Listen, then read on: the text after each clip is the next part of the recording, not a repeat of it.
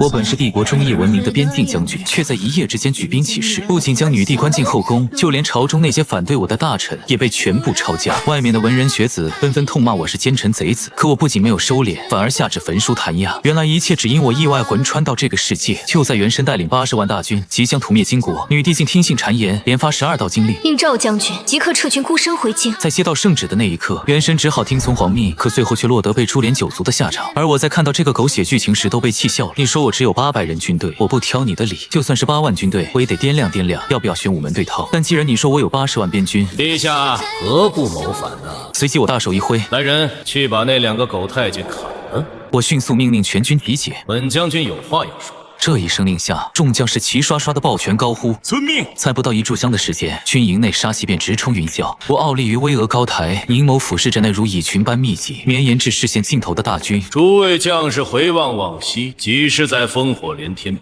年间浴血搏杀。正当吾等剑指金国胜券在握之际，陛下却听信谗言，连颁圣旨，令吾等止戈息兵。尔等答应吗？说到后面，语气森严，带着咬牙切齿的痛恨之意。本来军队中众将士还在犹豫，可在我的10几名亲信先锋率先大喊一声不答应后，瞬间军营内武器阵地声不绝于耳，数十万士兵齐声振臂高呼：“不答应！不答应！不答应！”而后我再次嘶吼着：“没错，尔等不答应，本将军同样不会答应。100年来战死的同袍们不会答应，无数被那些畜生们屠杀的百姓亡魂们同样不会答应。全军听令，吾等斩太监，置金牌，撕圣旨。待吾等屠灭大金后，众将士可愿随我清君侧，去问问那些所谓的朝廷栋梁，究竟将我们这些浴血奋战的军士，将边疆的劳苦百姓们放在哪里？”下一瞬，无数将士咆哮如惊雷般轰鸣。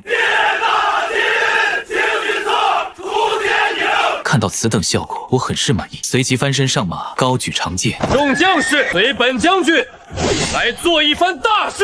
而旁边不远处，众多百姓听闻这呼啸的滔天巨响，脸上反而纷纷露出笑意。他们根本不在乎谁当皇帝，他们只知道，只要大将军在，只要那些将士们在，边疆就会很安全，也无需惧怕那些金国蛮族烧杀抢掠。然而，其中几个安插到军营的探子却脸色瞬息没有了血色。前面那几句口号还好，也不过是要抗命出兵打金国，事后朝廷如何处理也与他们无关。所谓的赵齐是死是活也无所谓。而听到后面那些口号的瞬间，他们顿时傻了。大将军赵齐竟然光明正大的准备造反。几位密探执笔记录时，手指不由自主的颤抖，口中忍不住喃喃自语：“完蛋了，真是完蛋了！赵将军竟然真的造反了！这可是打得金国屁滚尿流的赵家军，王朝内谁能敌得过？快，赶紧将消息传回去，晚了大家都要遭殃了。”而在另一边，大金军队的主将帐中，这些异族将领们正满脸笑容的喝着小酒。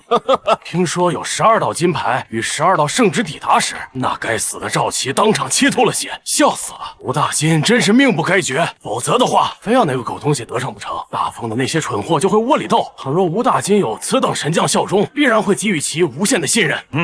假如赵齐真的投降，你会接受吗？接受个屁！屠杀吴大金族人的狗贼，必将其碎尸万段。几人边喝酒边吹嘘，丝毫没有防备之心。毕竟根据探报回来的情报，这次危局已解，赵家军必然会停战。以往最大、最恐惧的敌人赵齐，也即将因为莫须有的罪名被处死。然而就在这时，无论是大营内还是大营外，所有人皆感觉到了阵阵可怕的震动。这一瞬间，大金将领们顿时脑子一空，而后大惊失色地尖叫着：“该死！敌袭！军队在接近，快防御！难道是赵齐？”可这个时候反应过来，彻底晚了。无尽铁气如洪流奔腾而入，手中寒光闪烁的兵器泛着冷冽光芒。屠金狗，灭大金！伴随着震天战吼，赵家军的将士们势不可当地涌进战场，众多异族士卒惊慌失措，纷纷陨落。瞬息间，大金营地化为修罗炼狱，断臂残腿散落遍地，鲜红血液如同江河倾泻，将苍茫大地涂抹上一抹刺目赤红。我挥舞着恐怖的方天画戟，尽情施展着各种杀招，比以往更强横的力量与武艺，简直让我当场化作死亡收割机。无数异族士卒在这凌厉攻势下瞬间陨落。都给本将军死！我一边狂舞，一边发出阵阵狂笑。谈笑之间，那覆满全身的黑色铠甲已然被无数异族士卒的炽热鲜血所浸染，绽放出一抹抹刺目星火。异族士卒闻风丧胆，一个个尽皆不由自主地发出绝望嘶喊哀鸣，争先恐后地逃离这处人间地狱。投降不投降？在场的许多异族惊恐万分之下，手中兵器不由自主地坠落尘埃，双膝跪地，口中急速地吐出令人费解的恳求之词。那脸庞仿佛是恐惧本身刻出的画卷，每一寸肌肤都透露着绝望与颤抖。可我丝毫没有手下留情的意思。跪地求饶又如何？照杀无误，曾经几何？大奉子民也是这样求饶，还不是遭受屈辱而死？现在惊慌害怕，想要求饶活命，晚了。下个瞬间，寒光闪闪的方天画戟掠过，无数血光冲天飞起。而另一边，从主帐中跑出的异族将领看到眼前场面，先是恐惧后悔，紧接着看到我的身影时，又陷入狂喜。那是赵齐，只要杀了敌军主将，我们就能赢。天不亡我大金，那个该死的混蛋竟然亲自冲阵！毕竟古往今来，很少有主将亲自冲阵，也正因如此，他们红眼面露癫狂之色，气势汹汹地朝着前方扑去，是要借此机会翻盘。虽然知道对方很强横，但双拳难敌四手，只要把握好，绝对能够将其围上。可我却是暗笑一声，来得正好。可他们不知道的是，这已经不是我第一次穿越，前几次穿越时，我都穿越进的是高武世界，在那一些世界，是龙得卧着，是虎也得趴着。可在这种冷兵器时代，这些敌寇在我眼里和送死没有什么区别。只见一道黑影嗖的一下窜了出去，十几位异族将领瞬息被我打爆，四散纷飞。这一瞬，整个战场都仿佛陷入刹那死寂。赵将军怎么上去一顿砍菜切瓜，将敌方将领全弄死了？瞬息后，截然不同的嘶喊声响彻整个战场：“快逃啊！头领们全死了！这些大凤人全是恶魔！”兵败如山倒，伴随着大金王朝这支军队的大旗被我顺手劈碎。那些异族士卒要么投降，要么转身疯狂向外逃窜。赵家军的将士们趁机大杀四方，开启疯狂屠戮模式。开战前便有过吩咐，此战不接受任何投降。而后异族们逃，赵家军追，一路狂飙不停。在此期间，掉队就是死，一个时辰、2个时辰、3个时辰，众将士满脸亢奋的追杀。1日之后，大金王朝主力军队彻底崩溃，只剩下零星士卒成功撤回草原之上。而赵家军亦没有见好就收，一路掩杀过去。80万大军浩浩荡荡扫荡整片草原，路遇大金王朝的部落时，直接来个鸡犬不留。随着时间推移，草原上满是腥风血雨。第3天傍晚，大金王朝首都天狼城内核心区域，异族贵人们载歌载舞，充斥着欢乐气息。定远侯这家伙终于要被弄死，以后吴大金必然会入主中原，成为新霸主。然而就在这时，几个浑身带血的残兵败卒在几名异族守卫的看押下出现，而这些被吓破胆的人尖叫着胡言乱语：“赵军兵打过来了，快逃！大家快逃啊！”瞬息间，现场喧嚣戛然而止，众多贵人脸上浮现出各种怒意与不满。混账！谁让你们带这些疯子上来的？赵齐都已经要被大凤女帝弄死，怎么可能打过来？妖言惑众，立刻当斩！开什么玩笑？这可是天狼城，是吴大金首都。不远处个个显赫的身影，嘴角不约而同地勾勒出一抹嘲讽，犹如冬日寒冰般冷冽，高坐其上。那位头戴狼皮帽、身披繁复黄金饰物的大金王朝帝王，更是朗声大笑，充满了难以抑制的愉悦。然而就在刹那之间，激烈的喊杀声如潮水般涌来，瞬间冲破云霄，铁骑踏破天狼城，倾覆大金国，斩灭异族。一时间，那些高高在上的异族贵族们乱作一团，人人面如土色，惶恐不安。霎时间，现场陷入了混乱，尖叫声交织成惊慌的交响乐。快看，他们打过来了！城池真的遭受到了清洗，城门之下，眸中闪过一丝狠厉，而后再度挥戟，力道更甚往昔。城门在震耳欲聋的轰鸣中彻底崩溃，化为漫天飞舞的木屑与断片。众将士，随我冲锋陷阵，杀他个片甲不留！号令祭出，以戟当先，如猛虎下山，闯入天狼城中。此后，我的身影在战场上穿梭，方天画戟上下翻飞间，每一击都精准致命，收割着一片又一片异族性命。一路上遇到的异族也不是一挥手之敌，其他赵家军的将士虽有些神色疲惫，但依旧亢奋无比。毕竟这种马踏天狼城的机会，可是不知多少年来边疆士族的梦想。片刻后，我便杀入大金王庭内。赵齐，是你！该死，竟敢不顾金凤两国友好开战，难道是不想活了吗？异族帝王眼中满是惊怒，奋力地咆哮着。众多贵人表现亦十分类似，各式谩骂顿时出现。该死的赵齐，你竟敢违抗自家主子的旨意，绝对死定了！擅自攻击吴大金王庭，你这是掀起战争！而我也懒得跟这些脑残愚昧之辈解释什么，纵马冲锋，犹如虎入羊群，前后瞬息。随着阵阵不可置信的绝望嘶吼，那些异族们尽皆成为了亡魂。片刻之后，城头之上，身着已被染成猩红的黑甲，我咆哮声响彻全城。清空天狼城，除大凤子民外，斩草除根。1日之后，进京擒王，清君侧，再造乾坤。片刻后，无数赵家军士卒狂热的高呼将军威武。与此同时，大凤王朝的京城之中，首相赵贵收到密信，脸上露出阵阵狂喜。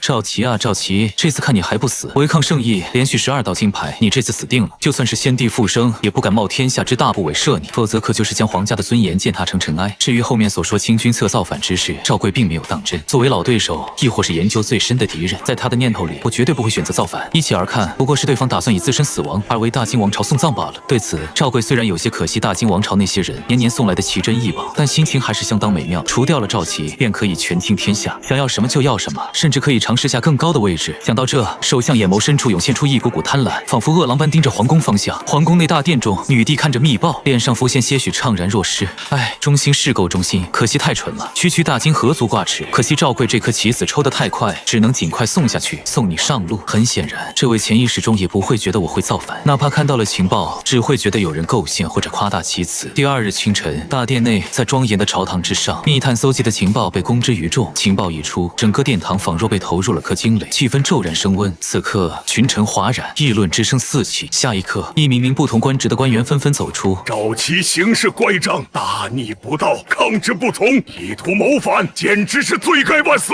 启禀陛下，赵齐造反之心昭然若揭，臣请诛其九族。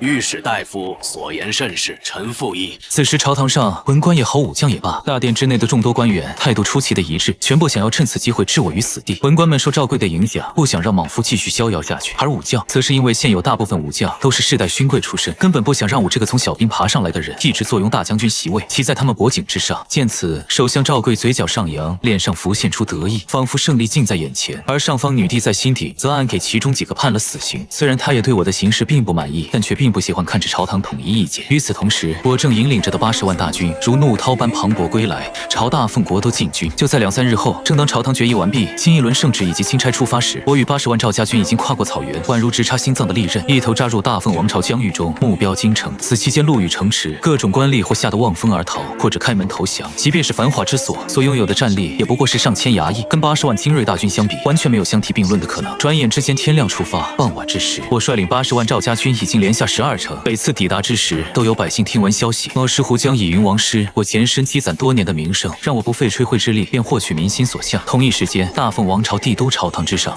赵齐打出清君侧，出坚定的口号，已率领80万大军挥师南下，10万火急，赵齐连下3城，正朝着京都杀来。报，赵齐造反，已经破了嘉峪城。一位又一位信士如同接力般不停歇，鞍马未下人不息，自遥遥千里的疆界疾驰而来，传递着一桩桩令人震撼不已的讯息。此刻，无论是那姿态高冷的大凤女帝，还是运筹帷幄的首相赵贵，乃至在场的每一位文武百官，无不瞠目结舌，陷入了前所未有的惊愕之中。什么？造反了？赵齐居然谋反了？可恶的混账！他竟敢竖起这等反旗，真是岂有此理，简直是无法无天！可如今大势已去，那80万雄师赵家军，谁能与之抗衡？他可是敢马踏大金王庭，甚至将金帝斩杀的煞星。面对如此惊破天的消息，有一个算一个，全都当场傻眼了。几息过后，大凤女帝陷入无法言语的暴怒之中。混账！这该死的逆子，简直枉费朕的信任！诛9族，不，必须诛杀10族，以儆效尤。另一边，首相赵贵脸色惨白无比，浑身隐隐发颤。有敌意或者说恨之入骨的对手，才是最了解对方的人。相比其他人，他更是明白我的能力。倘若其真决定造反，天下没有任何人或者大军可以阻止。其他官员们心思浮动，明面上迎合女帝大骂我的同时，暗地里却动了其他念头。片刻后，大凤女帝带着寒意开口大喝道：“好了，别说废话，快说说解决赵齐这个反贼的办法。”闻言，众大臣立即爆发更激烈的讨论。有武将站出开口道：“启禀陛下，微臣以为应立刻发圣旨，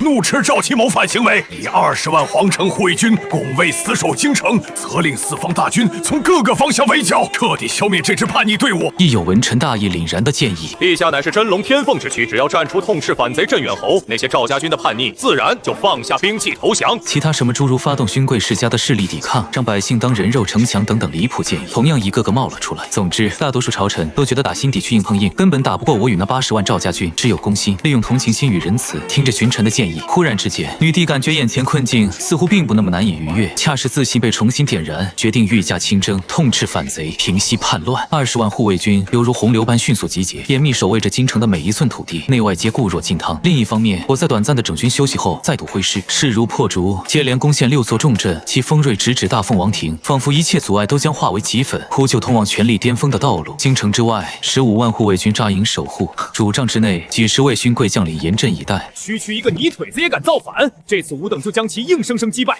让天下看看什么才是用兵如神。没错，以往不注意，被这小子爬到头上，简直就是最大的屈辱。也就是他们的运气好，否则有他什么事儿？谋反反贼，这次无赖当先锋，给他一个下马威。显然，这些勋贵出身的将领，大心底瞧不起我这等出身。巍峨城墙之巅，女帝身披龙袍，群臣环绕，左右两侧拥簇的同时，个个神色肃穆，共同眺望着浩瀚天际线。如雷贯耳的马蹄声逐渐放大，令整个大地都仿佛在震颤。紧接着，无边无际的赵家军士卒犹如潮水般汹涌而出，身披铁甲，闪耀着冷冽寒光，在朝阳之下更显威武不凡。片刻之后，15万雄壮的护卫军汇聚成坚不可摧的军阵，与之相对，同样声势浩大的80万大军亦如怒涛般汹涌。两军间沉闷空气里弥漫着迫人寒意，几十位勋贵将领骑着战马上前，主动喝骂着：“逆贼赵齐还不束手就擒！狗东西还不滚出来！你这泥腿子不感恩戴德，竟然造反作乱，受死吧！”另一边，身着通体黑甲的我，带着10几名下属将士，一同从无声散开的通道策马奔腾而至。此刻，勋贵将领们心头的激动之情愈发沸腾，咒骂与挑战的声浪较之先前更甚3分，空气中弥漫着紧张而炽烈的战意。期间，某年少气盛的勋贵小将尤为显眼，猛地驱动坐骑，脚尖身影在马背上跃动，手中长枪舞动如龙，银光闪烁间高声呼喝：“吾乃御前左将军下属参将，不忠不孝的逆贼，还不速速受死！”闻此言，我身旁的下属有些忍不住想要上前将其斩杀，但我对于这自古以来的斗将传统显然看不过眼。在我看来，用阵前斗将来增长士气，本就对赵家军没有太大作用，而我也没有半句废话，果断地挥了挥手，全军冲锋！刹那间，如潮水般汹涌的大军顿时呼啸而出，铁骑瞬息便冲阵杀了进去。紧接着，无数赵家军士卒们更是嘶吼着进攻，悍不畏死。那些勋贵将领见状，纷纷脑子一猛，这完全不按照套路出牌啊！但既然已经开战，那就只能迎敌了。呼喊中，众多护卫军士卒鼓起勇气，挥舞着武器主动开战。在他们看来，这些边疆泥腿根本不足以与王朝精锐军队战斗，只需要一个照面，自己这方定能将对方杀得片甲不留，打得屁滚尿流，狼狈而逃。然而，当两方洪流相撞的刹那，护卫军士卒便知道自己错了。相比大战小战不断，更是马踏大金王庭的赵家军而言，这些人更像是温室里的花朵，除了身材比对方威武，样貌比对方端正外，真到了拼杀时刻，完全不是一个等级的战力。其中那个手持长枪，想要阵前斗将出风头的小将，更是驱马主动迎上，想要借此斩杀我，将我头颅作为近身之姿。遗憾的是，他过于高估了自身。目光交汇的刹那，那方天画戟如同划破长空的流星，锋利无匹的将其斩为2截，随手将其斩杀。此后也不等那些将领们反应过来，我便杀了起来。恐怖的方天画戟疯狂乱舞，一下一个小朋友，把这些废物尽数杀了个干干净净。几十息之间，军贵将领们纷纷陨落，其旗下士卒们也在转瞬遭受重创。刹那间，军心崩溃的护卫军犹如惊弓之鸟，哭天喊地四散奔跑。昔日的纪律与荣耀亦被无处不在的恐惧彻底吞噬。四散的护卫军士卒向其他方向疯狂逃窜，有一些甚至向城门涌去，哭喊着开门。显然他们已经被打怕了，根本不敢继续参战。见此，大凤女帝两眼瞪圆，满是惊骇与不可思议。不通军事的她万万没想到会是这个结果，即便人数3比1，差距很大，可也不至于呼吸间就打崩了吧。不远处，首相赵贵与众位文武百官皆是面容失色，身体不由自主的颤抖。固然知晓我战场上十分勇猛，但却未曾料到竟如此惊世骇俗，完全超乎所有人的想象之外。此刻他们心中狂骂勋贵将领，要不是这群王八蛋自信满满，非要率领15万士卒应战，也不至于出现现在这种情况。要按照文官的想法，20万护卫军士卒据城而守，我就是有天大的本领也无法攻夺。但眼下只有5万士卒，现在可就有些危险了。除此以外，众百官同样唾骂着女帝，简直就是猪脑，竟然会同意那么愚蠢的请求。开门，放我们进去！快把城门打开！那群恶魔要杀过来了！溃兵们疯狂嘶吼着，在城门外不断发出呼喊声。城墙上，首相赵贵神态焦急，有些气急败坏的抢先大喊，呵斥着不许开门，以防我趁机挥军杀入，危及陛下圣体安全。射箭，给我射箭，让这些废卒回去抵挡！该死的废物，一个照面就败了，还当逃兵跑回来！灭杀那该死的反贼后，那些混蛋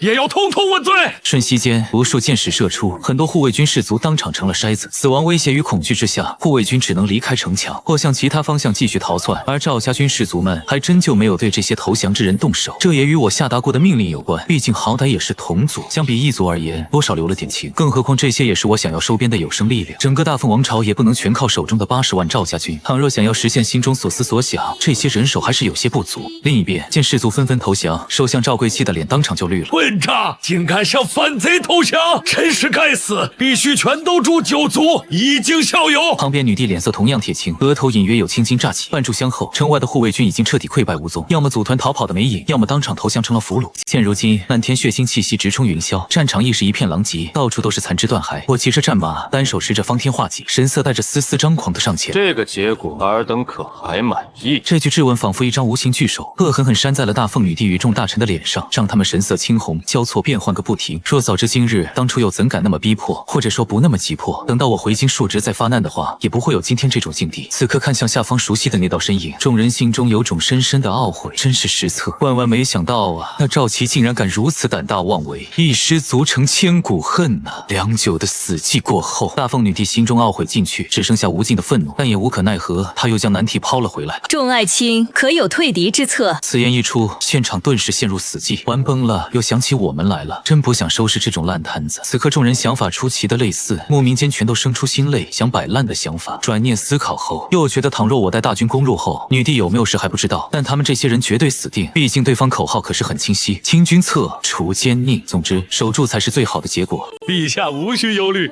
此城墙巍峨高达3丈，坚若磐石。那些该死的叛军们手中无攻城重器。此外，护城河深邃广阔，宽也有近3丈之遥。想要跨越这天堑，无疑是痴人说梦。别说区区80万敌军，即便是雄兵100万，也只能突然驻足城下，仰天长叹，无计可施。现如今，只需静候各方大军汇聚一堂，届时定能将逆贼团团包围，一举歼灭，以正视听。一番言辞铿锵，字字珠玑，令在场群臣无不颔首赞同。紧接着，赞同声浪此起彼伏，如潮水般绵延不绝，充盈整个城墙之上。大凤女帝闻此，亦缓缓收起心头波澜，面容重归沉静。当然，那双眸望向墙外时，依旧隐隐跳跃着愤恨与怒火。而另一边，我看着高达3丈的城墙以及同样宽度的护城河，却丝毫没有难为之色。区区10米而已，对正常人来说宛若天堑，但在我看来也就那样了。下一刹那，我潇洒地从身旁几名士兵手中抢走4杆长枪，灵巧地将他们负于背后，紧接着猛地一夹马腹，向着城门所在之处奔腾而去。见此，城上无论是女帝还是大臣们，尽皆震惊地瞪大了双眼。疯了吧？孤身驱马上前，难道准备投降？真是千载难逢的好机会！快，弓箭手瞄准，给我射死这个反贼！慌乱之中，有些大臣似乎如梦初醒，纷纷喝令周围士卒发动攻击。女帝亦是毫不犹豫，厉声道：“谁杀了赵琦，重重有赏，封侯拜相，赏黄金10万。”墙上站立的弓箭手们闻得号令，霎时双眼燃起赤红之色，心中唯余贪欲翻腾，锁定目标，臂膀用力拉满长弓，顿时万千箭矢破空而出，宛如密集的骤雨自天际倾泻。可我不但没有慌张，反而面露不屑，单手举起方天画戟，瞬息间划过无数残影，破空而至的箭矢纷纷或化为镝粉，或被轻而易举磕得四飞。即便是密如飞蝗的箭雨，面对我这般的存在，竟也显得无力回天，这令万千弓箭手瞠目结舌。我在化解箭雨攻击后，丝毫没有停歇，趁着众人震惊的空隙，已成功抵达城门外护城河边。随后，我从身后拔出刚刚带过来的一把长枪，奋力掷出，伴随着空中突兀出现的音爆声，长枪从手心之上猛然击射而出，紧接着第2杆、第3杆、第4杆，每一杆皆是如此，几把长枪接连不断的破空而出。刹那后，那座摇摇欲坠的悬空木桥终于无法抗拒重力的牵引，一条通向城门的路径展现在眼前。紧接着，我推动着坐骑如离弦之箭般猛冲向前，抵达城门前，手中方天画戟狠狠劈向那紧闭的城门，伴随着震耳欲聋的轰鸣声，城门硬是被撕裂出一道道缺口。仅仅片刻之后，那扇坚如金石的大门终于在一声轰然巨响中颓然崩塌。而后我暴喝道：“城门已开，众将士随我上！”早已做好准备的赵家军将领士卒纷纷涌上，而另一边，大凤女帝与众大臣已经彻底傻眼了。几息过后，各式各样的嘶吼声在所有防卫士卒耳边响起：“给我上！杀了那个叛徒！封侯拜相，金口玉言，都给我上！必须把城门守住！”但绝大部分士卒也不行，根本没有自寻死路的勇气。亦有小部分脑子一热，挥舞着兵器冲了上去。数百士卒从4面8方涌了上去，然后我漫不经心地挥动了几下，霎时之间，疾风交织，血肉横飞。目睹此情此景，剩余的士卒心头震撼，投降的意志愈发坚定，纷纷抛下手中紧握的兵器，或跪倒在地，双手高举。而那位自认为权倾朝野的首相赵贵，同众多文武百官皆惊恐万分，如鸟兽散，争先恐后的逃离这危机四伏之地。原本尊贵无比的大凤女帝，在这生死存亡的紧迫时刻，似乎也被众人遗忘于慌乱之中，不慎被撞倒在地。匆匆奔过时，无情地践踏过她那曾经令人仰望的华服，全然不顾女帝的尊严。但我在破城门前就已经盯住了那些曾经的熟人，策马奔腾几息后，便手持方天画戟出现在众人面前，望着眼前如天神下凡、杀神转世的恐怖身影，这些朝廷官员竟是吓得浑身打颤，甚至有个别几个更是怕得暖流从腿部滑出。最前方身着麒麟服的赵贵颤颤巍巍地拱手，强行挤出个僵硬的笑脸：“赵琦，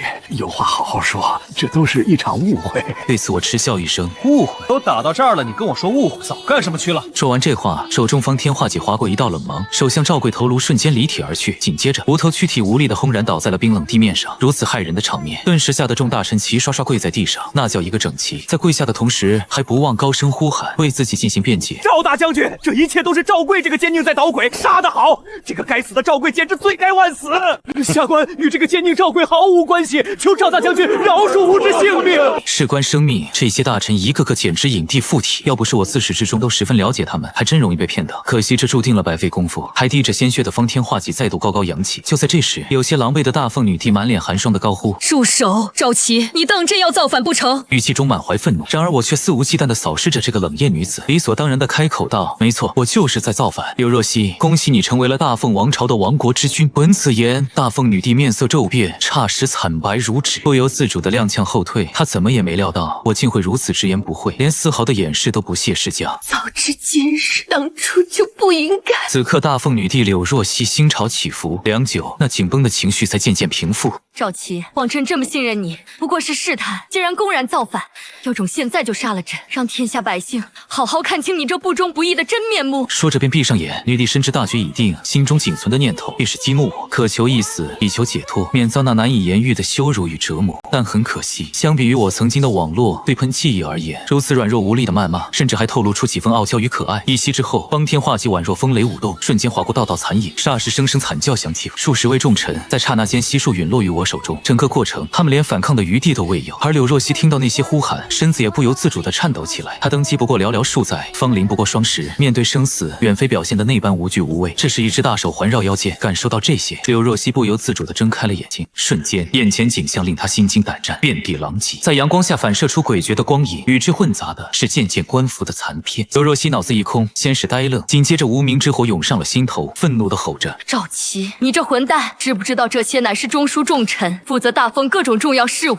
就算是改朝换代，可你将他们都杀了，拿什么来治理国家？难道不怕天下大乱吗？”然而面对他歇斯底里的质问，我嘴角却升起丝丝玩味。除了脑子不好外，这蠢萌女帝心地倒是还不算太恶劣。当然了，在某些方面上还得好好教育一番。你把这些废物想得太重要了，有时候治理天下并不需要这些，至于他们的作用，放条狗上去一样能做得很好。听着我不屑一顾的反驳，女帝柳若曦更加愤怒。你这匹夫，说他们不重要，我还能容忍至今。对于这些，我只是撇撇嘴，然后轻轻捏了捏她的细腰，同时玩味开口：“那就拭目以待。”你这个卑鄙下流的反贼！片刻后，我以不容置疑的姿态抓着咬牙切齿的女帝柳若曦，昂首阔步迈入辉煌皇宫之内，两侧挺立着威武不凡的赵家军士卒，如同铜墙铁壁般，整个皇宫内外尽在掌控之中。我毫无顾忌地坐在龙椅上，方天画戟随手放在旁边，似笑非笑地对着女帝开口：“柳若曦，你也不想被抓起来的那些大凤皇族成员们出事吧？”短暂沉默过后，柳若曦脸色变幻不停，情绪意识反复波动，又羞又怒，而我却神色玩味，隐隐带着一丝得意。就当她忍着悲愤想要主动上前时，在众将士的监视下，众多朝臣被赶鸭子般驱使到殿内。此时我摆摆手道：“先到旁边站，乖乖当好吉祥物。”听闻此言之后，大凤女帝松了一口气，情绪稍稍缓解了不少。另一边，群臣涌入殿堂，当他们目光触及那尊贵皇座上时，心中无不涌起惊涛骇浪。虽曾风闻赵齐率军秦王，却万万未曾料到，此刻的我竟能端坐于龙椅之上，而那位往昔的女帝竟温顺的如同势力一旁的女仆。此等前所未有的颠覆之举，无疑揭示了我的勃勃雄心。什么秦王，什么行军策，不过是掩人耳目的说法罢了。想到这，众臣脸色巨变，霎时便有官员挺身而出，愤慨之情溢于言表，怒指龙椅之上的身影：“赵齐，尔竟敢僭越尊卑，端坐龙椅！”这天子威仪如无物，速速退下，以免羞辱加深。此时还有3、4名朝臣跟着争相附和。那位子岂是你所能觊觎的？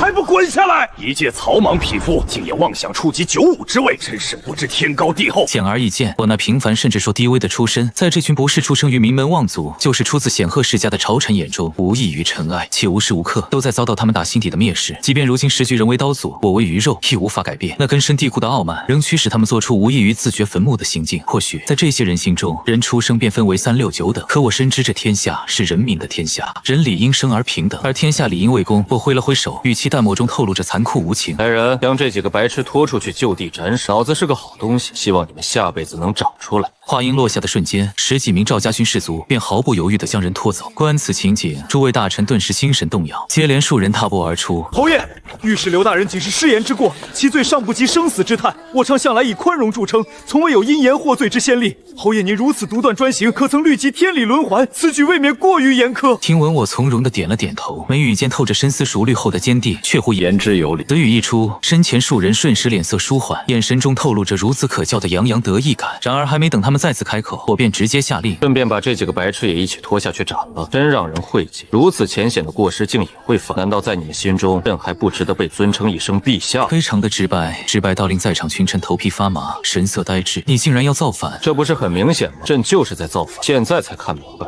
也是个废，拖下去砍了。又是连续好几个不知死活之辈，还没说完，便落得跟前面那些同样的下场。整个过程我淡然自若，仿佛吃饭喝水，短短10几息，便判了将近1/5剩余朝臣死刑。混乱中有朝臣怒声咒骂，也有朝臣则大义凛然，面无惧色地迎接死亡的拥抱。此外，同样更有朝臣惊恐万分，纷纷祈求怜悯，姿态卑微至极。我以淡漠的目光扫视着众人，目光仿佛死神镰刀般划过之时，令他们瑟瑟发抖。少顷一位朝臣终是按捺不住心里的压迫，疾步而出，姿态谦卑，眉眼间尽是谄媚之色道：恭贺陛下，贺喜陛下，一举铲除愚昧昏聩的大凤王朝，荣登95之尊，开启我朝新纪元。微臣拜见陛下。陛下得为乃是天命，就找辅秀，唯有您可带领天下黎民百姓走向新生。见此，我脸上浮现些许笑意，语气带着丝丝轻蔑，还挺识趣，那就暂且留你们一条狗命。不远处，女帝看得心头滴血，脸上更是怒意升腾。她万万没想到，这些墙头草竟然到得如此之快，而且那些家伙在极力称赞我的同时，更是拼命抹黑自己，简直恨不得拔剑当场砍死这些混蛋。但深明皇位之上那人的恐怖战力，柳若曦亦不敢妄动。我随即一挥手，让这些朝臣退下，又令士卒们到殿外。紧接着，目光火热地看向旁边的蠢萌女帝，是时候发起战斗的号角了。虽然地方有些不合适，不好直接吃正餐，但可以收点利息。随后我强势地将柳若曦拉了过来，嘴角带着丝丝笑意，而柳若曦则是意识到了自己接下来的惨剧。半炷香的时间缓缓流逝，我终是畅快地吐出一口长气，一脸惬意。而不远处，柳若曦则倚靠着柱子颤抖不已，经过一番艰难调整，才勉强平复下来。她满目哀怨地瞪视着我，心中交织着怨恨与愤怒，却只能无奈接受这番羞辱。对此，我选择彻底无视，一脸坏笑地坐上了龙椅。不远处，大凤女帝看到某人脸上挂着的邪魅笑容，瞬息间怒意如烈火般在心中腾起，脸颊霎时涨得通红，牙齿紧咬，而后几乎失控的恶狠狠咆哮道：可恶至极！这卑鄙小人，你给我记住，无需太久，天之下芸芸众生定会揭穿你那层虚伪的面具，识破隐藏在表面之下的暴虐本性，届时报应自然就会降临。听闻此声，我扭头一看，刚好瞧见某女帝乃为十足的恶虎咆哮姿态，这反差感、御姐身、冷艳脸、萝莉性格，这瞬间我开始蠢蠢欲动。我站起身，随手将女帝柳若曦扛在身上，大步走向殿后休息寝宫内，必须要好好教训教训她，让这个曾经的大凤最高贵的女人知道明白什么叫做尊卑有别。混蛋，你又想干什么？还是白天，还是白天！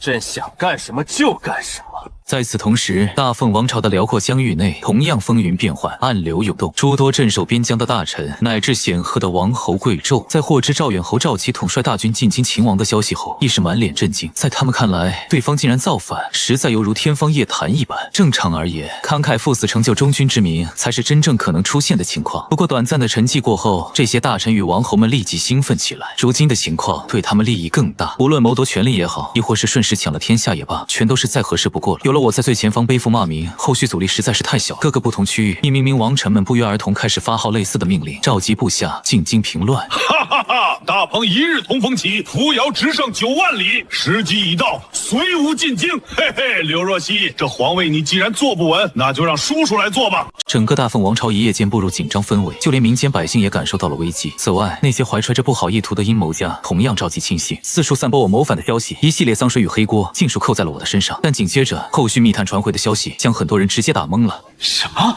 ？15万护卫军一个照面就被杀崩了，枪出断桥，单人破城，屠戮群臣，造反称皇！开什么玩笑！胆大包天，当真是胆大包天！区区一个泥腿子出身的下等人，哪来的勇气妄想成为新皇？必须先砍死这个狂妄之徒！显然，在这些人眼中，我从来就没有与他们处于同一个地位。与或自身来自于千年世家或祖上高贵的人相比，源自最底层的我，赫然是一个格格不入的异类。而跟其他人不同，自然就会受到敌视。不久后，四方各个起兵王侯们一股脑率领麾下大量军队，齐刷刷直奔京都。而另一边，连续几日，赵家军将领与士卒们都在疯狂对那些奴役百姓的贪官进行抄家，所到之处，悲戚与哀嚎交织成一片，绝望的哭声在空气中回荡不绝。以往如此，现在亦没有丝毫变化。这并非我可以改变，雪崩的时候，没有一片雪花是无辜的。以往这些人养尊处优，过着平凡百姓一辈子也体会不到的奢靡生活，这些获取的东西都是建立在黎民百姓血泪之上。他们既然享受了，现在也是时候进行偿还。可怜这些人，那谁来可怜那些饭都吃不饱、想活着都难的真正底层百姓们呢？天牢之中人满为患，无数曾经高高在上的贵人们，现如今变成了阶下囚。皇宫之内，我大马金刀坐在龙椅上，听着下属将领的汇报。禀陛下，反贼赵贵等167人家眷已经尽数伏法。除此以外，指责此举杀戮过甚，有伤天和。旁边听到这些，前大凤女帝柳若曦亦忍不住插嘴道：“如此屠戮，确实有伤天和，怕要不了几天，你就会被推翻。”听闻此言，下方汇报的将领们一言不发。虽然柳若曦已经成为了亡国之君，但却同样成为了我的枕边人。即便有忤逆言论，也不是这些人可以怒斥的。一切都要看某人的意思行事。可我并没有动怒。杀戮过甚，有伤天和，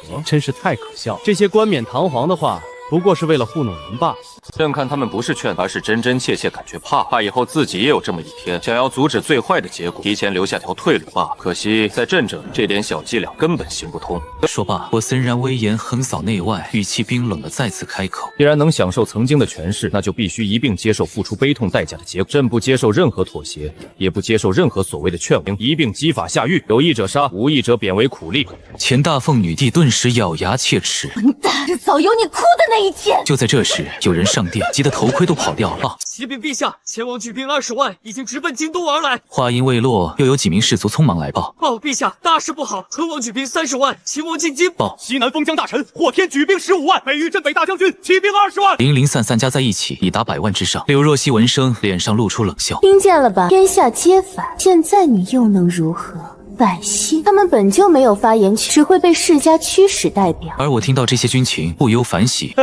那又如何？所谓天下，他们能代表哪子天下？天下为百姓之天下。区区100万大军，汉吴一战定乾坤，令全军整备，随时准备应战。下个瞬间，众将士神色肃穆中带着狂热，丝毫不怀疑我的狂妄之语是否能够实现。对此，前大凤女帝柳若曦却眼落轻蔑，似乎懒得再劝说一个装睡的人醒来。事实上，对于我而言，等的就是这个时候。一转眼间又过去10几日，各路的秦王大军已然汇聚到了京城之外，他们之间怀着不同目的互相牵制，谁也不愿做出头鸟，只等人齐后放才准备攻城。毕竟螳螂捕蝉，黄雀在后的道理谁都明白。至于我也不想多费事，同样在等人来齐，一战结束全过程。这几天闲来无事就宠幸柳若曦，在其咬牙切齿的神态中欺负他。另一边，京城内各个还未被波及的朝臣以及世家中，亦在进行着密谋。在这段时间，我丝毫没有按照以往朝代变更时的惯例进行安抚，反而肆无忌惮地抄斩着这些自认为身份高贵的层级。屠刀威胁之下，这些人只能用苟延残喘来形容。时至今日，能有幸颠覆奸逆，或说根除我这等凶残之辈，自是不会错失良机。残存的各方势力皆暗中使出独门手段，与外界的秦王大军搭上线，彼此间的勾连悄然成型。刚入夜，仿佛有默契般，各势力几乎同时启动了蓄谋已久的计划。杀呀！占领城门，铲除那伪帝！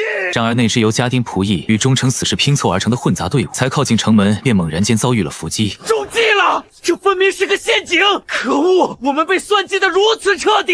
霎时间，万千箭矢破空齐飞，许多人不及反应，便被密集箭雨钉在地面上，变成了触目惊心的活人刺猬。凄厉景象令人不寒而栗，突如其来的箭雨犹如天谴般，让这支杂牌军付出了沉重代价，死伤枕藉。紧接着，一支支镇守军士卒组成的精锐队伍从四面八方出现，将这些人包围。城墙上，我面容冷峻，凝视着下方那惨烈至极的场景，表情没有丝毫波澜，仿佛一切尽在掌握之中。那些残存势力在拼死一搏，我又何尝不是在钓鱼，顺手将这些不安定因素抹去。在此后，也算是更加出师有名。世上一切矛盾都源于各阶级资源分配不平衡，虽然无法永久消除，但只要消灭某个阶级，自然可以将矛盾暂且推移到以后。现在不过是小试牛刀罢了，真正的流血时刻还未完全来临。不远处，同样目睹这一幕的柳若曦脸上露出丝丝不忍。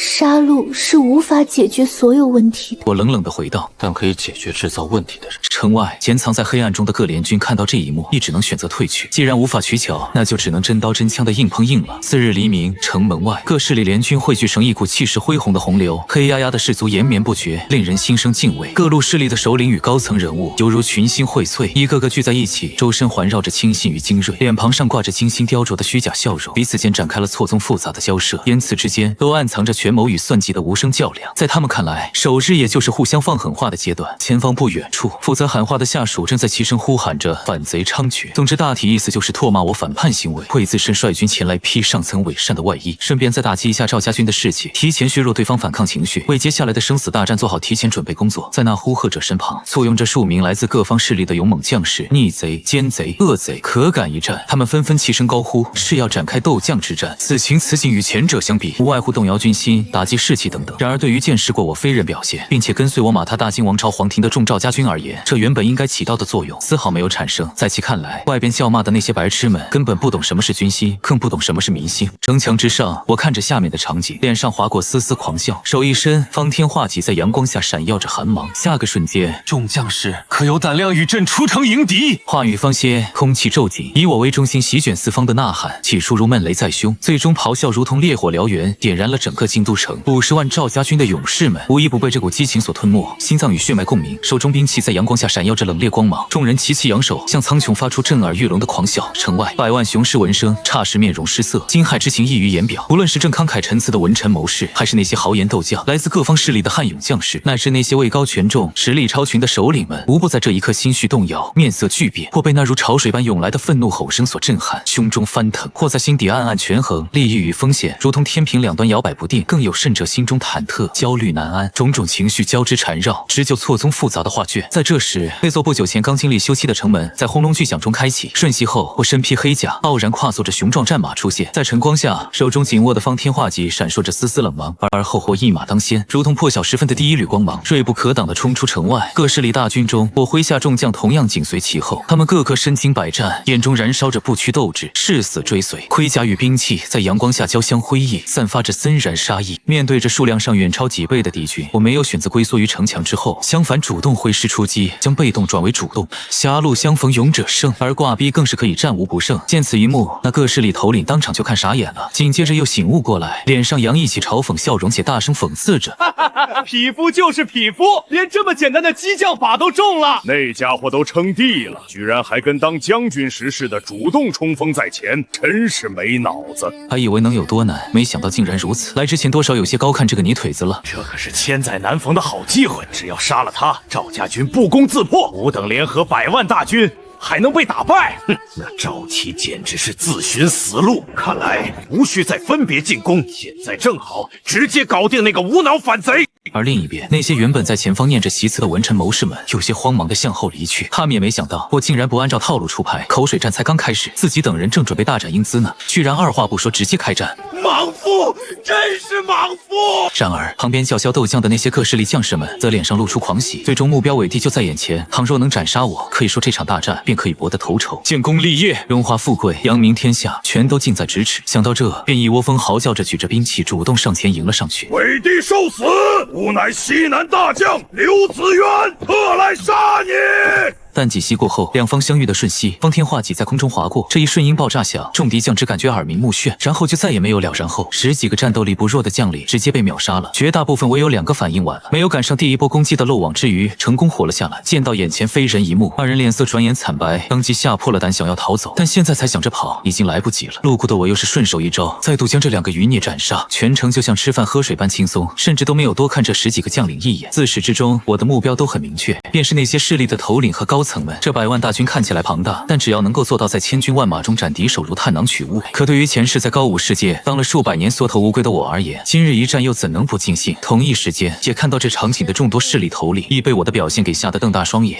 那还是人吗？子渊可是能举起200斤师祖的大将，竟然被就此打倒！来人，快来人！当初那个赵齐，别让他过来！斩杀伪帝者，赏10万金封侯。众将士何在？建功立业就在今朝！那些首领们在心头震颤之余，纷纷挺身而出，高声疾呼，话语中带着无法抗拒的诱惑与重赏承诺。闻此豪言，万千士卒与将领们顿时胸膛起伏，眼眶里仿佛有无尽贪欲在燃烧，满是激动与渴望。但那如潮水般呼啸响彻云霄，众人奋不顾身地汹涌而出，汇成一股不可阻挡的洪流，冲杀而去。而我毫无惧色，反而猖狂大笑，手中方天画戟肆意挥洒，哀嚎之声此起彼伏，交织成一曲哀歌。转瞬战场化为修罗地狱，一片狼藉。区区普通士卒与将领根本无法阻挠丝毫，他们就犹如螳臂挡车般，呼吸间便被碾碎成渣。不经意间，我便再次斩杀数千敌军。面对这骇人一幕，那些贵人们无不失色，心中恐惧如潮水般汹涌。在这个瞬间，部分头领仍旧声嘶力竭地命令士兵前去阻挡，声音中难掩颤抖。剩下那些则在清兵严密护卫之下，仓皇向更远的安全地带撤离，背影显得格外狼狈。在这些人心中，生命比任何珍宝都要来的沉重。然而现在想撤，却只能说为时已晚。更何况自始至终来讲，我的目标就是他们。就算想逃，也要看我想不想放。片刻后，原联军重地，我挥舞着寒光闪烁的兵器，如龙腾般迅猛杀到身前不远处，数十名敌方亲兵飞蛾扑火般的挡着。可惜我仅轻描淡写的一击，便如同冷酷的裁决者，将那些勇敢却命运多舛的灵魂尽数收割。此刻，2名尚未能逃离的首领身躯不由自主的颤抖，发出惊恐万状的喊叫：“吴靖王是也，你不能杀！吾等皆出身王族，跪就之后。”刹那间，一道耀眼银芒划破长空，伴随着2声沉闷的响动，2颗血光猛然冲霄。在此之后，我冷眼睥睨着那2张凝固着无尽惊恐与不甘的面容。不能杀，朕偏要杀。王族真是可笑之极的称谓，在朕眼中，你们不过是苟延残喘的旧朝遗孤，前朝余孽罢了。说着，顺手将2个帅旗当场砍落。四周士卒目睹此景，无不惊恐万状，尖叫声响彻云霄。靖王怒了，康王殿下遭遇不测，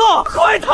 话语间，恐惧如同瘟疫般迅速蔓延，无数士卒脸上都写满了绝望与慌乱。与此同时，80万凶猛如狼、悍勇似虎的赵家军士卒与将领们，在战场上亦展现出恐怖战力，仿佛一股不可阻挡的洪流，硬是将敌军阵线冲撞得支离破碎。另一边，我锁定逃走的诸王，老四猛虎下山再次冲杀过去，错过之处掀起腥风血雨。但凡路上阻挡的士卒亦或将领，皆在瞬息间倒下。被追杀的头领拼了命的逃，随着时间无尽增加，一位位出身显赫、曾高举旗帜打着征讨反贼旗号的人，最终皆化作亡魂，陨落在历史尘埃里。半个时辰后，我身着已经被鲜血染红的盔甲，屹立于无数将军恐惧的眼神中。赵家军士卒与将领们一举起染红的兵器，狂热的高呼不断。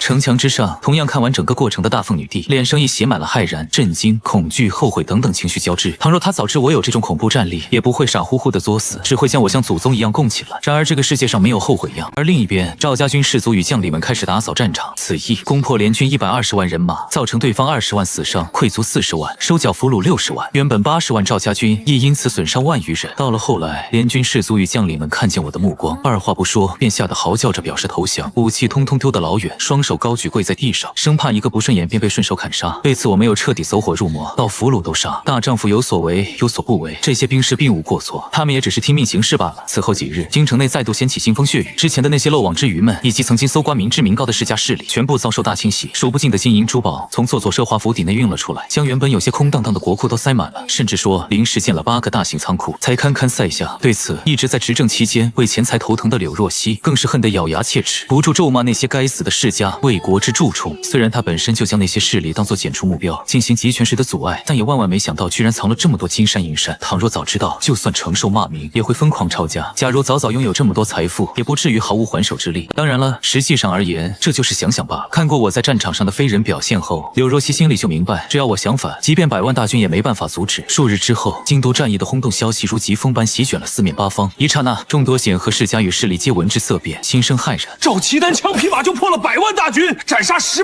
位王侯，不可能，这绝对不可能！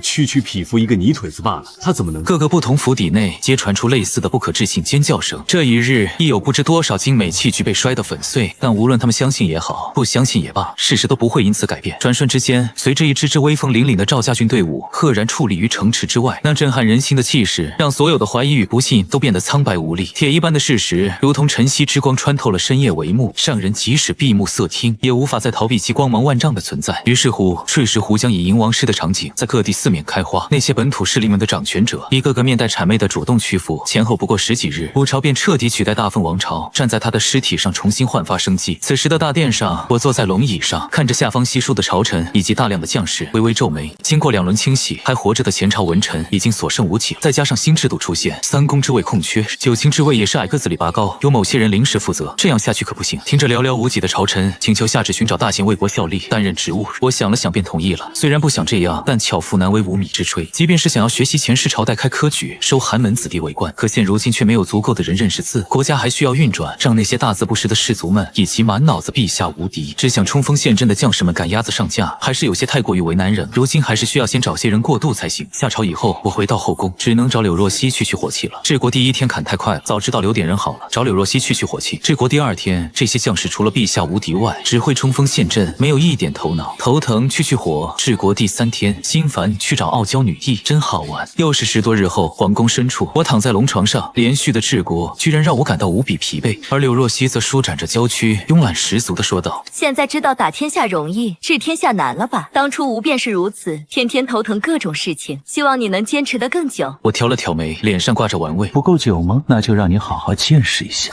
你个逆贼，又要做什么？而另一边，参与朝臣派遣下属们去往五朝各地请人，却遭遇了滑铁卢。老夫年事已高，让新帝另请高明吧。送客。某传承远远的顶尖家族。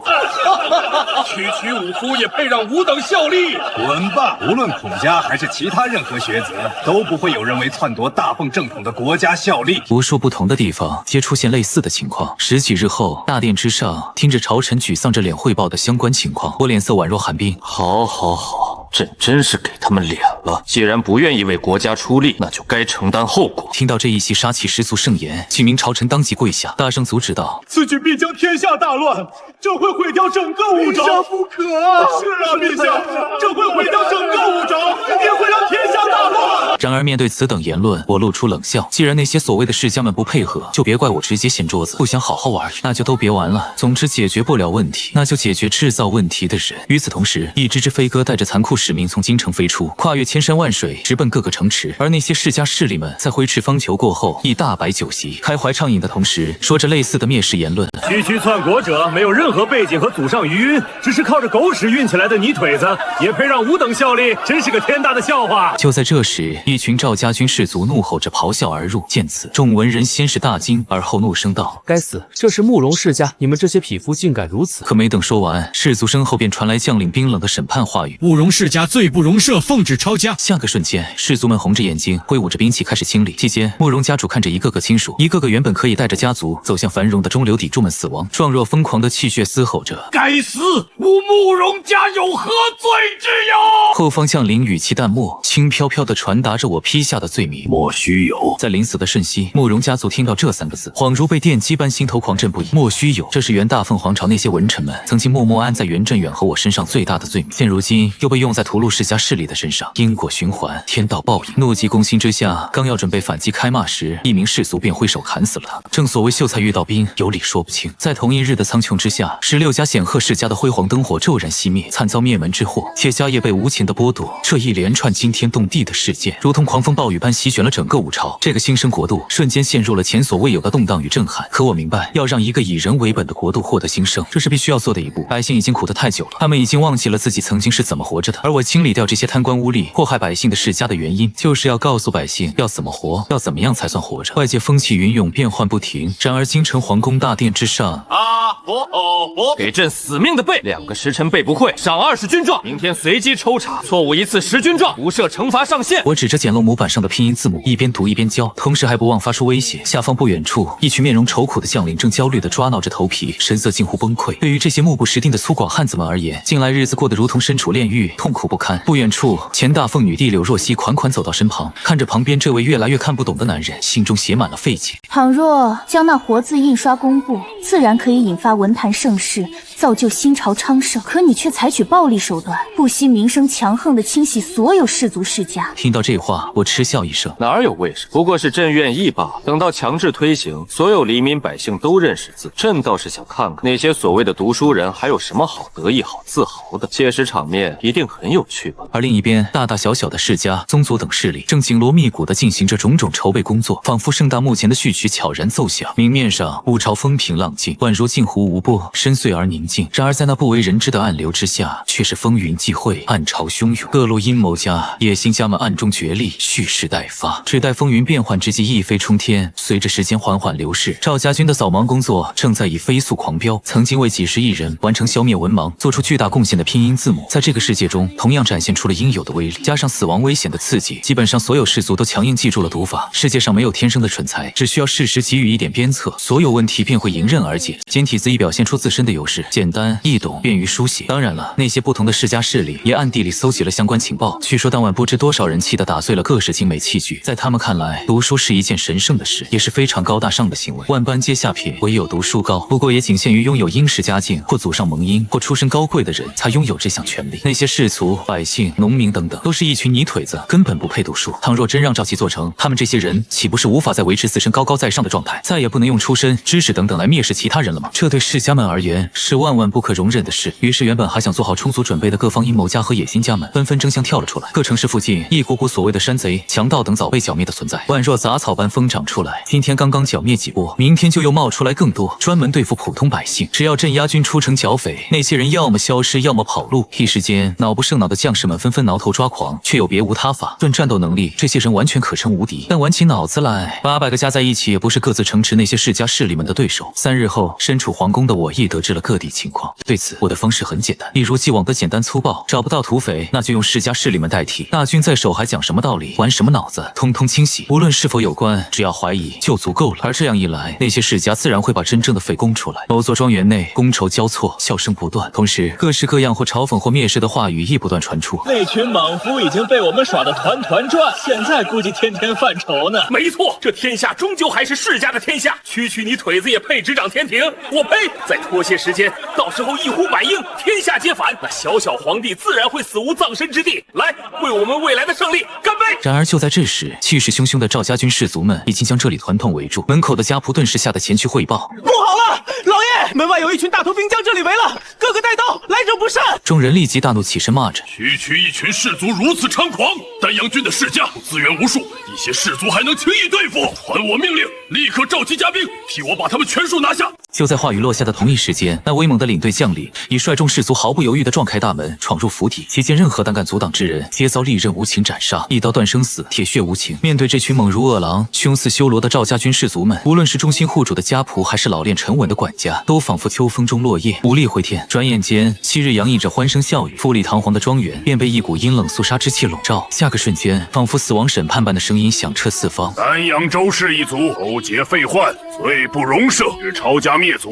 以儆效尤。如同历史轮回一般，曾经在京城内发生过的抄家灭族场面，现如今在各个城池中再次呈现。一日之间，大凤王朝遗留的世家势力直接被磨灭2/3。还没等他们真正开始造反，我乱拳打死老师傅，阴差阳错来了个先下手为强，将其灭杀于萌芽之中。阴谋诡计斗法，慢慢改革，徐徐图之。错了，真理就在刀剑之上，没有枪杆子，哪里来的未来？这一日，五朝竟血流成河。转眼第2天清晨，各城尸体装车络绎不绝地运向城外乱坟岗。曾几何时，这都是无亲无故、穷困潦倒之辈的归宿。现在这些以往的贵人们也遭遇了相同下场，而剩下那1/3世家们，打听到相关消息后，瞬息被吓得全都龟缩了起来。绝大部分世家头领胆战心惊的决定当个顺民，不再作死。亦有小部分头领依旧怀揣怨恨，想要拼死一搏。然而赵姬家定于死时喊出口号，便被驻守城池的镇压军无情杀戮屠空。至于整个过程，黎民百姓们却压根没有受到干扰。世家势力灭不灭门，跟他们没有半点关系。最关心的是，无外乎明天吃什么，今年能不能好好活下去。相反，他们看到那些曾经贪污的官吏、鱼肉百姓的世子爷全被拖走，反而喜笑颜开，奔走相告：杀得好，这些贪官早就该死了。也许这次的黄老爷真的能给天下一个太平。皇宫大殿上，我坐在龙椅上，听着将士们汇报各地抄家进度。令陛下，秋山城郑家、王家、宋家等皆抄家，获取白银2100万两，黄金400万两，翡翠、玉石、古董、名画等各类3600余件，田地50万亩。丹阳周家、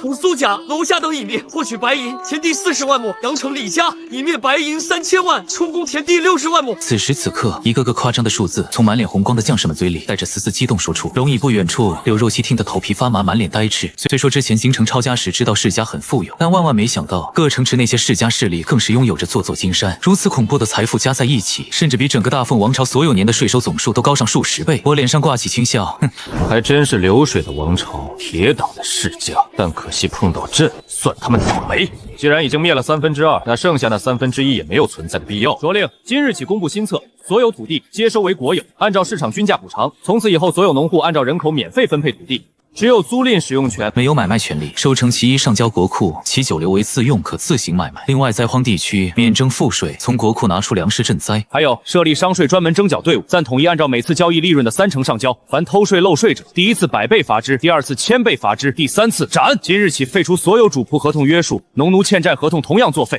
擅自追究者，杀！各式政策如溪水潺潺，从唇间绵绵不绝地流淌而出，每一个字每一句话都蕴含着深意与远见。台下将领们个个瞪大了眼睛，而一旁的执笔官员急急忙忙记录着，心中一时颤抖异常。片刻后，众多莽夫急匆匆回去准备执行旨意。大殿之内又只剩下2人，柳若曦慵懒地侧躺着，白嫩的唇口微动，语气中带着丝丝复杂意味。这都是你算计好的吗？灭世家，收财富，分土地，养民心，自此天下定，盛世重现。我淡漠开口，2%的世家阶级掌控着世界上98%资源，但很可惜他们不够强，朕也懒得慢慢斗，索性全部清扫，这样那98%就全归朕所有，剩下的就是将这些利益重新分配给百姓罢了。刘若曦叹了口气，但这只能解决一时，解决不了一世，分配过后就成了新的世家，你知道吗，赵琦？世家阶级永远无法消灭，而你皇帝便是最大的世家。我沉默了一瞬，朕看谁敢？这世界上不需要那么多世家存在，如果朕也是世家，那结局也终会由百姓来定夺。柳若曦美眸中闪过一丝骇然，赵琦到底在想什么？但与此同时，他心底深处某个角落却隐隐泛起一种说不清的复杂情绪。这个男人手段残暴，可他所做的每一件事，确确实实都是在为最底层的百姓撑腰。他为地数在，何尝不知百姓之苦？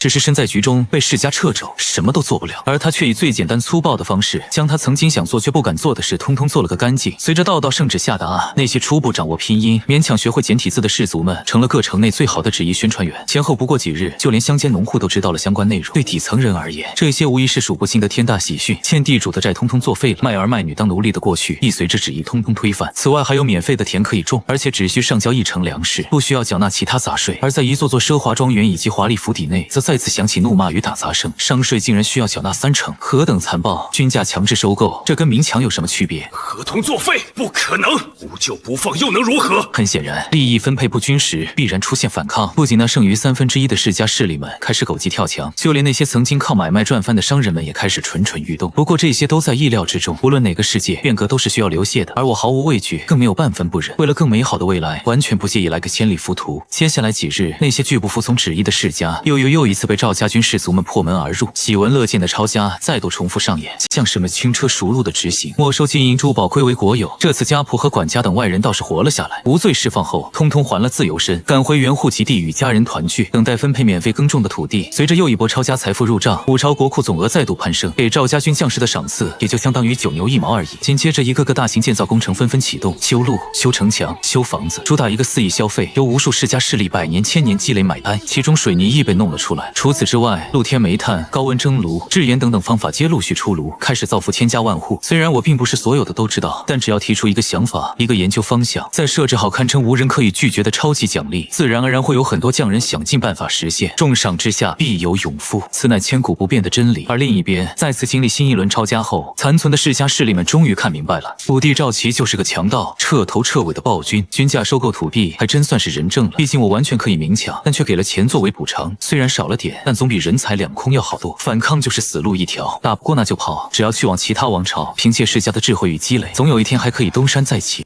某城门，一辆辆马车排队向外驶去，某家主捏着拳头，眼神愤恨中带着怒意，最后看了看周围熟悉又陌生的场景，心中默默许下誓言：30年河东，30年河西。赵琦，总有一天，吾等世家会令汝付出代价，然后带着本家人头也不回的狼狈离开。看守城门的士族们冷冷旁观，根本没管。然而半个时辰后，某位将领带领着上百骑兵士卒悄然出发。过了一段时间，几十里外，该死，是赵家军！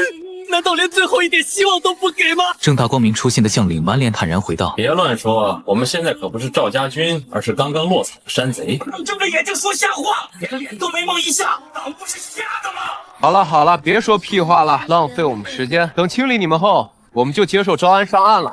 士卒们犹如离弦之箭，猛地扑向余孽，刀光闪烁间，每个动作都干脆利落。类似一幕发生在很多城池附近。就这样，随着时间流逝，整个五朝境内各城市都是一天一个新变化。无数黎民百姓在工钱的驱使诱惑下，加入热火朝天的大建设之中。上午种田，下午务工，晚上则咬牙切齿拼命记拼音。学会拼音可以参加务工得到工钱，倘若学不会，则会被收文盲税，月月收，年年收。对于这些一个铜板恨不得掰成2瓣花的劳苦民众们，扣钱简直比杀了他们都难受。也因此，即便绞尽脑汁死记硬背，也要强行学会所谓的拼音读法，大概半个月左右。事实证明，在压力之下就没有学不会的东西。为万民开智这方面，我以前无古人后无来者的方式，在短时间内强制实现。估计曾经的上古先贤们也没有想到，期待过的景象竟然会有人以如此离谱的操作，硬生生变成现实。皇宫内，我看着各种拼音构成的奏折，有些头疼，索性丢到一旁。旁边红晕未消的柳若曦打了个哈欠，用慵懒语气打趣道：“估计那些家伙最头疼的就是学习了。”我瞥了他一眼，这段时间朝夕相处，这位前朝女帝的性子渐渐显露出来，表面冷艳端庄，骨子里却透着几分倔强的傲娇。边境之外，被马踏王庭的大金王朝残余各部落头领正在喝着血酒，立着不灭誓言。苍生天在上，谁能打入中原？马踏五朝京都，谁就继承王位，统领整个草原。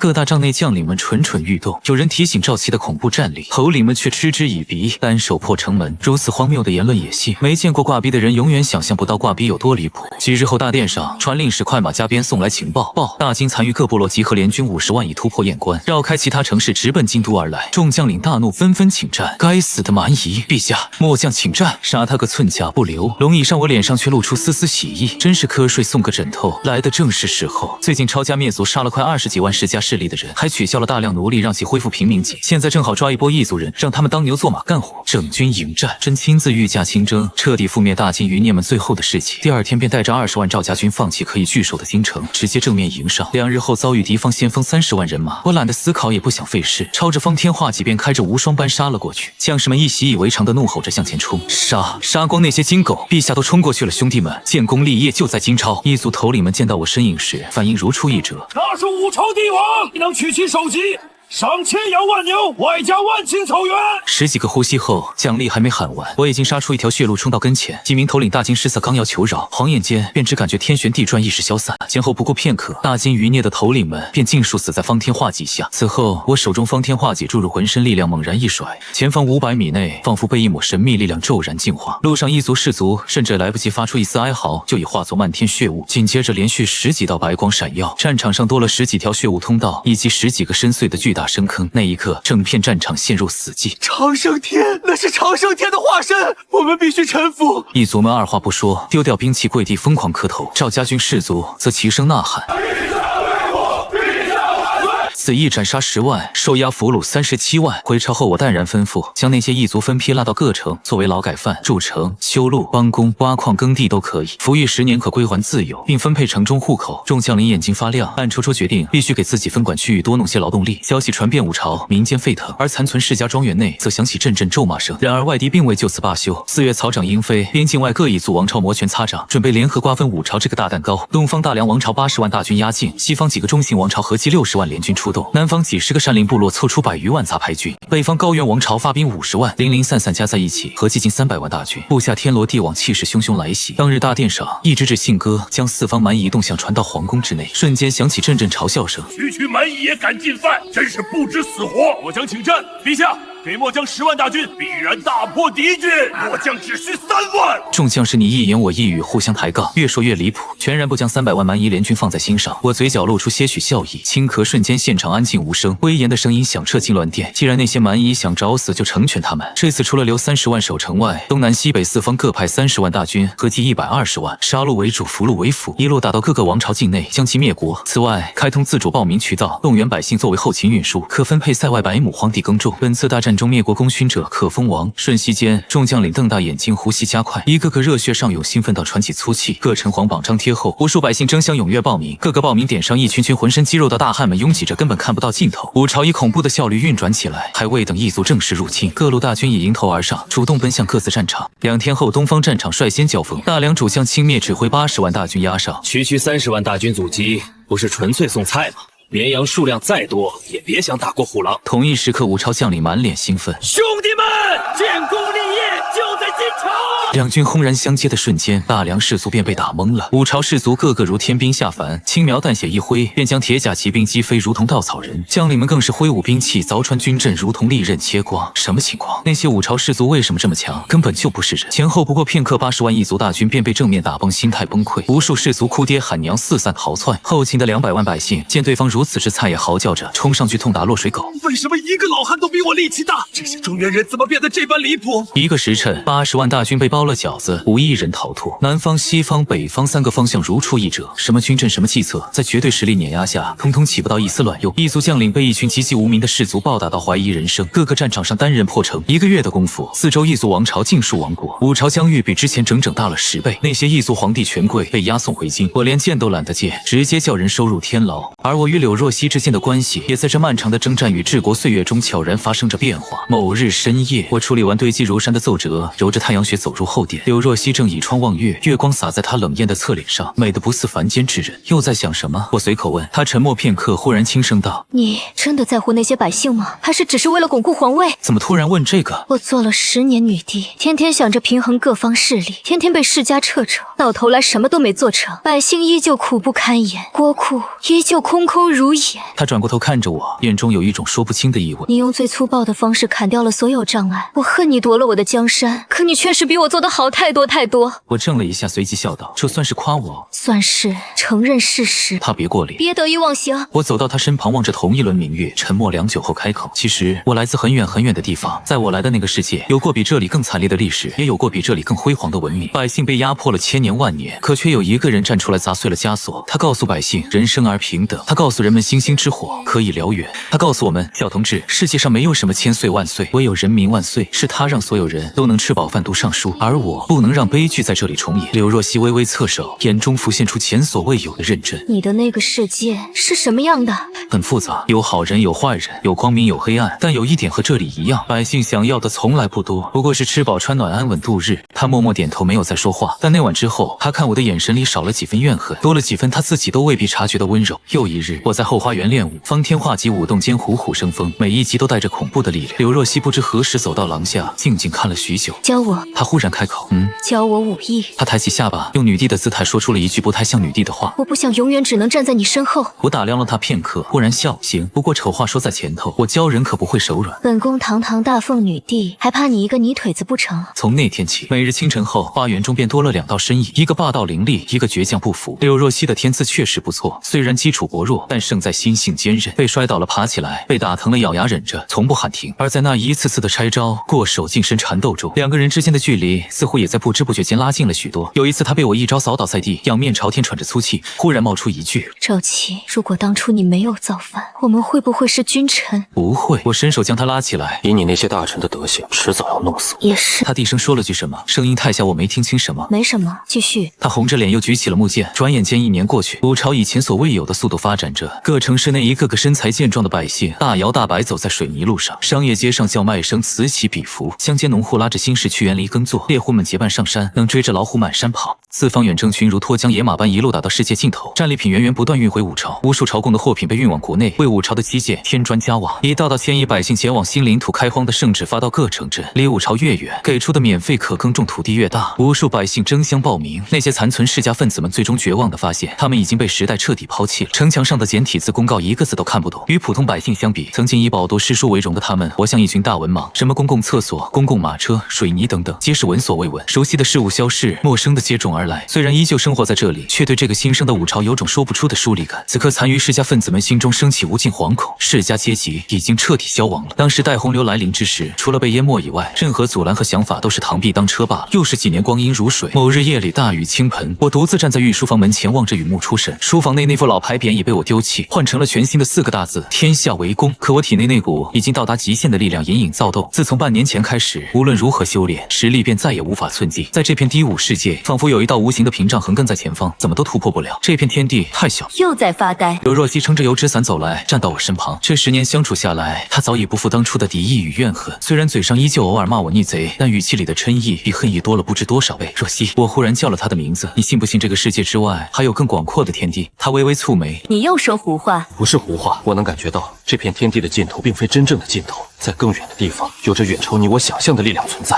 那里的强者一拳可碎山罩，一剑可裂苍穹，那里被称为高武世界。柳若曦端着伞的手微微一颤，这10年朝夕相处，她太了解这个男人了。他从不说空话，更不会无的放矢。你想去那里？不是想，是必须去。我的力量已经到了这片天地的极限，再也无法寸进。想要变得更强，就必须踏入更高的世界。而且偏头看他，嘴角划过一丝笑意，那边没准更好玩。雨声哗哗，柳若曦沉默了很久很久，突然收了伞，任由大雨淋在身上。她的眼眶微微泛红，但声音却极力维持持着平静。你走了五朝怎么办？三公九井组成参议院，共商国事，再加上我已经设立了监察司、法院、首辅三权分立，制度已经搭好，加上百姓识字，有才之人均可入朝，军队强盛。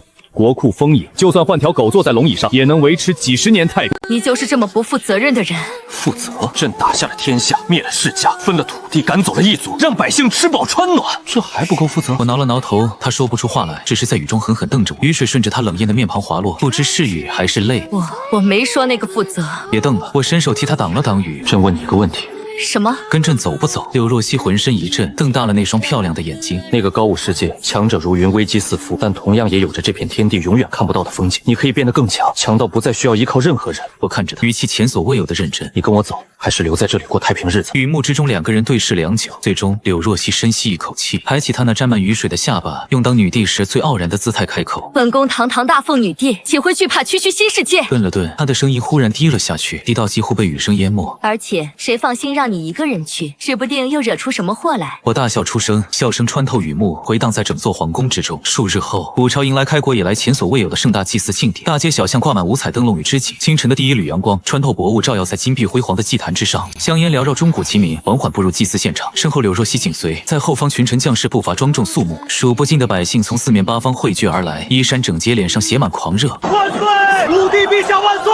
看到了，终于看到了，是活着的武帝陛下。周机关高亢的吟唱声响起，献酒、献舞、诵读祭文，一系列仪式逐一展开。稍顷，我迈步而出，解开了身上一直隐藏的恐怖力量，瞬间天地变幻，云霞随之颤抖，无尽威势如怒涛般横扫周围百里之地。后宫佳丽花容失色，群臣将士面露骇然，士卒与百姓尽皆不由自主跪倒在地。何其惊人！这便是武帝真正的力量吗？天神降世，非凡人所能及。我淡漠开口：朕功盖三皇，德高武帝，覆灭各异族，重铸中原荣光。今日功德圆满，武朝地位高悬空置，由议事阁、监察司、法院、首辅共商国事。此外，朕会在上面看着。话音未落，天穹之上骤然异变，万顷乌云凭空涌现，如厚重墨幕遮蔽苍穹。而后，乌云中央裂开一道缝隙，三颗星辰凭空亮起，七杀、破军、贪狼绽放出摄人心魄的妖异光芒。三道绚烂至极的星光自浩渺星河洒落，穿越茫茫宇宙，交错融合，汇聚成一道，猛然灌注于我的身躯之中。与此同时，天地间出现一道虚空裂缝，裂缝彼端隐隐传来令人窒息的恐怖气息。那是一个远超此界的广袤世界，其中蕴含的力量浓郁到近乎实质，仅仅感受一瞬便让人心神震颤。所有人目瞪口呆地望着这一幕，有人喜极而泣，有人五体投地。仙界，武帝陛下要回归仙界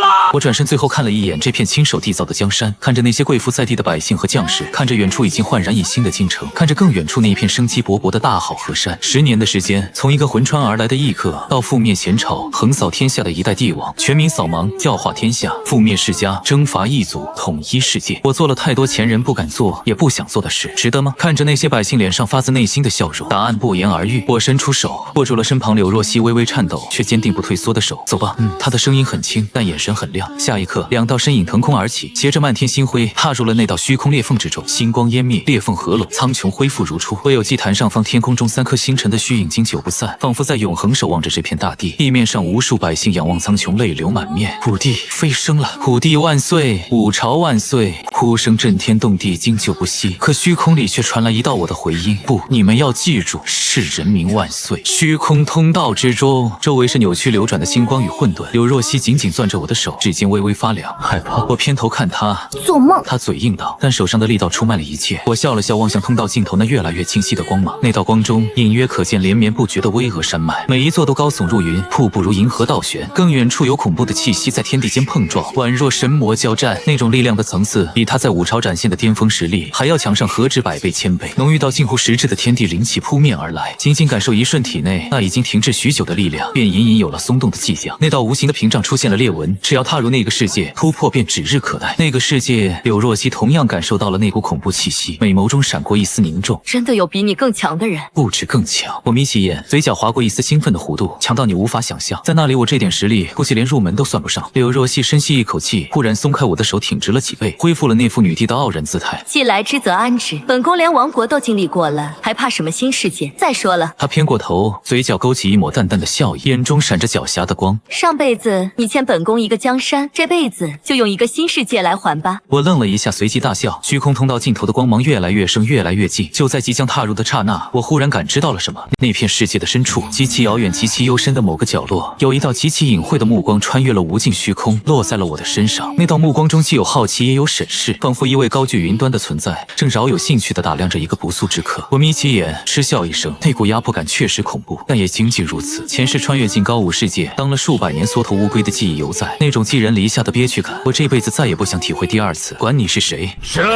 来了！光芒吞没了两道身影，而在那片高武世界的某座巍峨宗门深处，万丈高峰之巅的密室之内，一位闭目枯坐不知多少岁月的白发老者忽然睁开了眼，浑浊的眼珠中闪过一道摄人金光，仿佛能洞穿虚空，看透万物本源。这是什么命格？他缓缓抬头望向天际那道正在消散的虚空涟漪，嘴角勾起一抹意味深长的笑容。三星齐聚，七杀为刃，破军为锋，贪狼为魂。这种命格已经很久没有出现过了。上一个拥有此等命格之人，搅动了整个大陆的风云，最终却消失在了那片禁地之中。老者重新闭上眼，枯瘦的手指轻轻敲击着石桌，发出嘟嘟嘟的沉闷声响。有意思，且看这一个能走到哪一步。密室归于沉寂，而万里之外，两道身影正从天而降，坠向一片苍茫大地。新的故事才刚刚开始。